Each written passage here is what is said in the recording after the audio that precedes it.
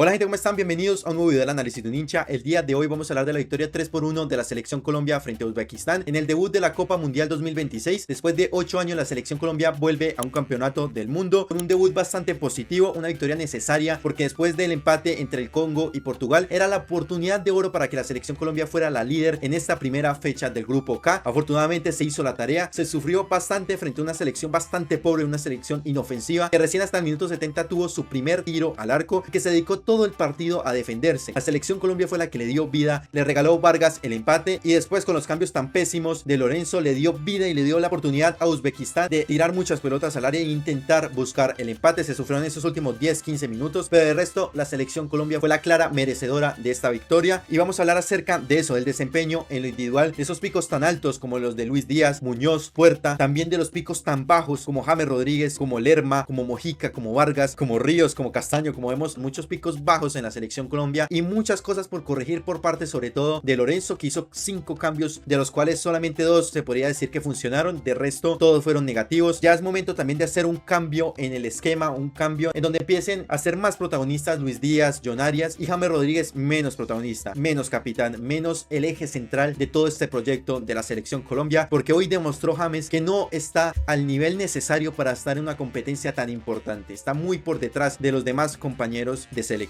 También acerca de los cambios, ¿por qué meter a Richard Ríos? ¿Por qué meter a Castaño? ¿Por qué no meter a Juanfer Quintero? ¿Por qué meter a Campas? Porque a pesar del gol que terminó haciendo, el golazo que terminó haciendo gracias también a esa jugada individual de Cucho Hernández, no hizo absolutamente nada Campas el resto del partido. De hecho fue bastante flojo, no aportó tampoco en la parte defensiva, que Colombia empezó a ser un colador esos últimos 10-15 minutos. Vamos a hablar acerca de todos estos temas importantes, así que empecemos con este video.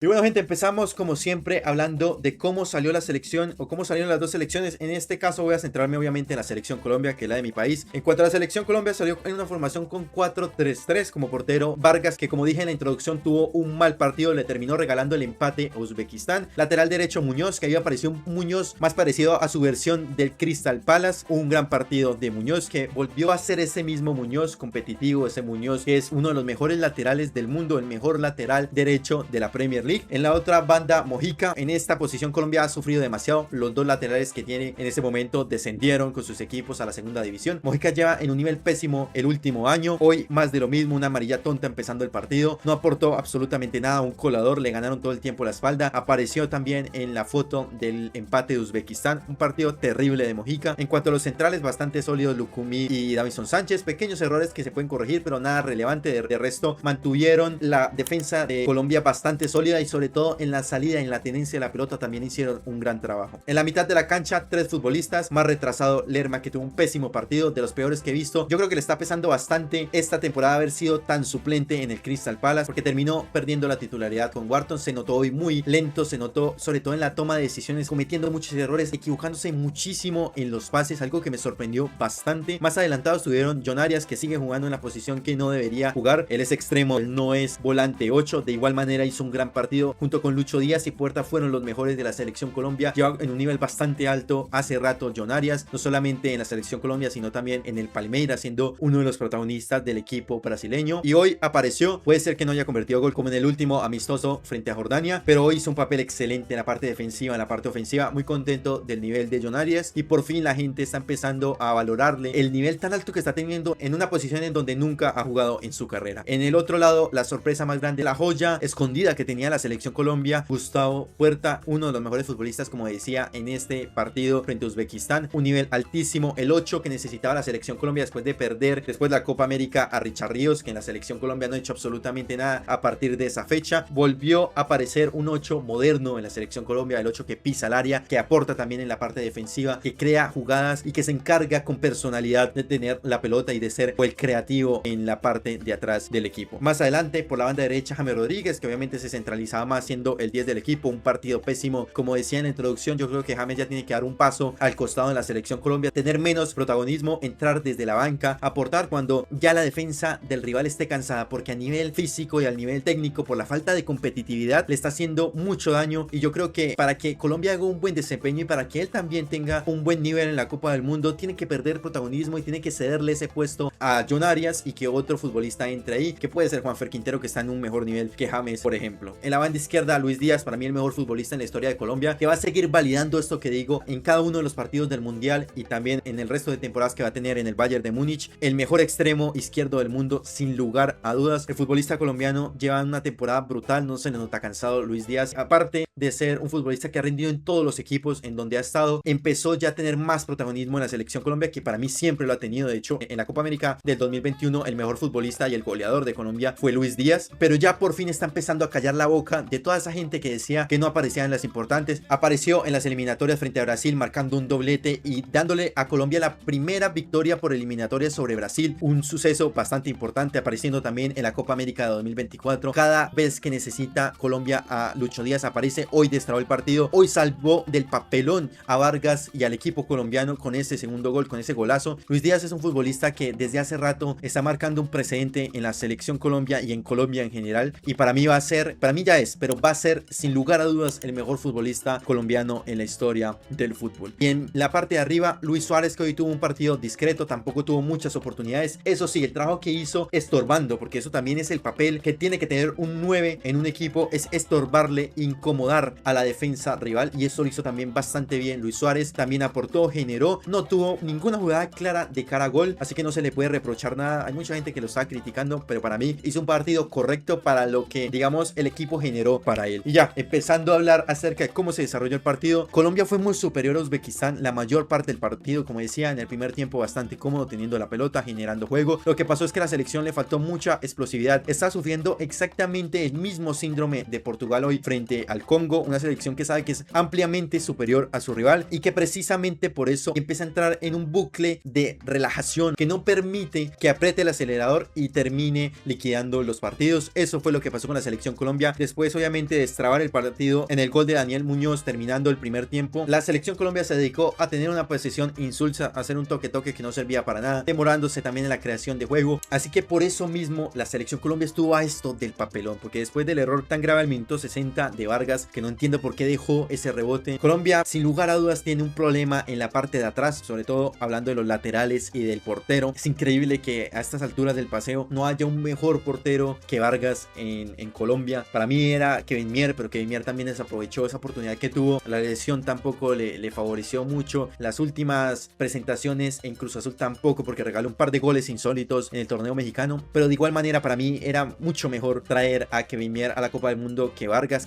ya le pasó el tren hace rato. Ya es un portero que es muy mayor y tampoco hay otro recambio. El otro sería Montero, pero no creo que tenga, digamos, que tanto poder para ser titular en una Copa del Mundo sobre Ospina y sobre Vargas. Pero después de esto, afortunadamente, solo 5 minutos después apareció Lucho Díaz, salvó a la selección Colombia rápidamente del fracaso, del papelón. Y después de esto, la selección apretó un poquito el acelerador, empezó a generar mucho juego, pero empezaron los cambios tan seguidos de Lorenzo, el error tan grande de meter a Richard Ríos, a Kevin Castaño, también a Campas. Como lo decía, a mí me parece que no jugó un buen partido a pesar de ese último gol, no jugó bien en la parte ofensiva y en la parte defensiva, no aportó mucho que digamos aparte del gol, que es muy importante, y por eso digo que 2 de los 5 cambios de Lorenzo digamos que funcionaron, pero el resto nada. Andrés Gómez ya entró muy tarde, aparte también eso, los cambios muy tarde, los cambios debieron ser después del gol de Luis Díaz, después de esa ventaja. La salida de James Rodríguez debió haber sido mucho antes, terminó siendo al minuto 72, y el cambio debió haber sido por Juan Fernando Quintero, otro futbolista con características similares a James Rodríguez. Lastimosamente metió fue a Hamilton buscando la intención de jugar un poco más por las bandas, pero es que tampoco esto funcionó. Como decía,